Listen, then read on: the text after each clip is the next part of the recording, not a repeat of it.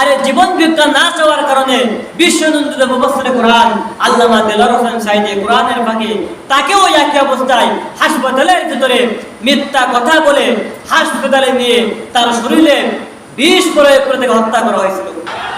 আমি মান থেকে নাজিল হইনি, জমিন থেকে ফুটে উঠিনি।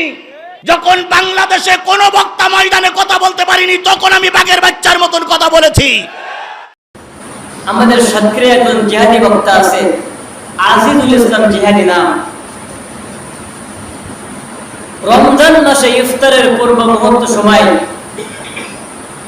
পুলিশ এসে তার হ্যান্ডক্যাপ দিল হাতে। ইফতার করার সুযোগ হয় নাই। ওনার মা বলছে, স্যার আমার সন্তান সারাদিন রোজা ছিল, ইফতার করার সময়টা দিন, নামাজে পর আপনার নিয়ে যান, সমস্যা নেই। বাস্তব সত্য ঘটনা। কিন্তু ওনার মায়ের পিছনে চুল ধরে দেওয়ালের গায়ে একটা বাড়ি দিয়ে কপাল ফাটিয়ে ফেলছে। ছোট্ট একটা মেয়ে ছিল, পুলিশের পা ধরে আঙ্কেল আমার আব্বুরও ছেড়ে দেন, আমার আব্বু রোজা ছিল, সিয়ারি করতে পারে নাই, মাহফিল শেষ করে এসে ঘুমাই পড়ছিল, সিয়ারি করতে পারে নাই, ওই অবস্থায় রোজা। ইফতারের পর নামাজ শেষ করাও আপনারা নিয়ে যান। পায়ের পরে পড়ছে আঙ্কেল বলে লাঠি মেরে ওরা উঠাই দিয়েছে ওখান থেকে। সর্বশেষ তার ইফতার করার সুযোগ দেয় নাই, নামাজের সুযোগ দেয় নাই, এখান থেকে নিয়ে গেছে 3 দিন পর্যন্ত। এই রোজা অবস্থায় নিয়ে গেছে, এই অবস্থায় 3 দিন পর্যন্ত তারে পিছনে হাত পা বেঁধে উপর করে শোয়ায় রাখছে, না খাওয়া অবস্থায়, নামাজও পড়তে দেয় নাই।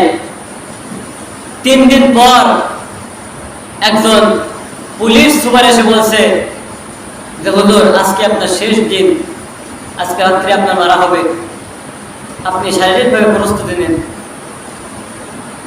উনি বললো আমি 3 দিন না খাওয়া, আর পূর্বের দিন রোজা, 4টা দিন না খাওয়া, নামাজও পড়তে দেয় নাই। এই অবস্থায় যখন আমার এই কথা বলা হলো, আমি কি খাওয়া দাওয়া করবো এই কথা আমার মাথার ভিতরে আর নাই, চিন্তা ভাবনা নাই। আমি রব্বুল আলামিনের দিকে দুটো হাত বাড়িয়ে দিয়ে বললাম, রব্বুল আলামিন আমি তো কোনো অপরাধ করি নাই, আমার অপরাধ শুধু জালেম স্বৈরাচার শেখ হাসিনার বিরুদ্ধে কথা বলা, এটাই ছিল আমার অপরাধ। তো এই জালেম যুগে যুগে যে সমস্ত স্বৈরাচার ছিল, একইভাবে তাকিয়ে দেখুন ওই যুগে হক্কানি আলেম যারা ছিল তাদের প্রতি এরকম জুলুম অবিচার হয়েছে। রব্বুল আলামিন যদি আমি কোনো অপরাধ করে থাকি তাইলে আমার মৃত্যু হোক, আমার কোনো সমস্যা নাই, কারণ তুমি অপরাধী। আর যদি এই জালেম স্বৈরাচার শেখ হাসিনার বিরুদ্ধে কথা বলা এটা যদি আমার অপরাধ না হয়ে থাকে, আমি যদি সত্য কথা বলে থাকি, হক কথা বলে থাকি, রব্বুল আলামিন তাহলে আপনার ফয়সালা আপনার হাতে বিচার দিলাম, আপনি যেটাই খুশি করবেন। ওনাকে নিয়ে যাওয়া হলো, চোখ বেঁধে কালো কাপড় দিয়ে, মাথায় ক্যাপ মতো দিয়ে, হাতে পায়ে শেকল দিয়ে একটা মাঠের ভিতরে নিয়ে যাওয়া হলো। পিছনে বন্দুক ঠেকালো, 1 বার নয় 2 বার নয় 3 বার চেষ্টা করলো, বন্দুক থেকে তখন গুলি বার হয় না। বলে স্যার বন্দুক তো গুলি বার হয় না, বন্দুক মনে নষ্ট হয়ে গেছে, আরেকটা নিয়েও দেখুন পিঠে বন্দুক ঠিকই বলছে, এখন আপনি কালেমা পড়ুন, আপনার এবার তো আর উপায় নাই, কারণ আগে যেটা ছিল ওটা নর্মাল, এখন যেটা আছে এটা অরিজিনাল। আবার টেকআপ দিল, গুলি বাইরে হয় না। ওসি সাহেব গাড়ির ভিতর থেকে বলছে ওই অবস্থায় বাইরে একটু বন্দুকের নলটা দিয়ে দেখো তো যায় কিনা। পিঠের থেকে একই অবস্থায় বন্দুকের নল নিয়ে অন্য দিকে যখন যায়, গুলিটা বাইরে হয়ে চলে যায়। এই অবস্থায় আবার তার পিঠে বন্দুক ধরলো, গুলি বাইরে হয় না। তার একই ছিল আল্লাহর উপরে বিশ্বাস ছিল। বন্দুক যখন গুলি বাইরে হয় না বলে এভাবে তো হবে না, কারেন্ট শট দিতে হবে।